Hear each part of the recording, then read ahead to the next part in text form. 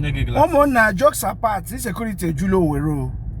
Owerri anya o makwepe mano ka giju jisha. Okwebe gafu mebe tari moto ge park shage ife to moto. This is no joke. I'm not cracking you up.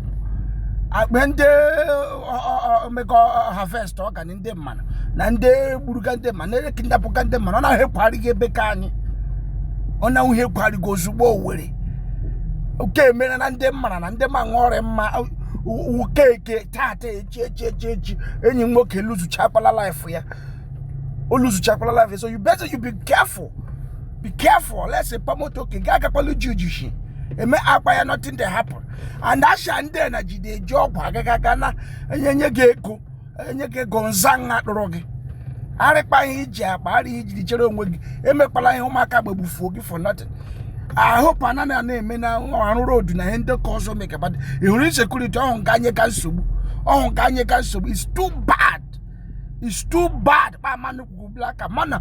In my village, Yana Konine, in them and a shop. Webe can you make a mokanya jabo?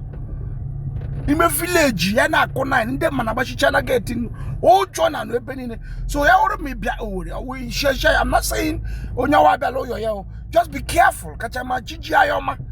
I'm not joking. Take it serious. I'm not joking.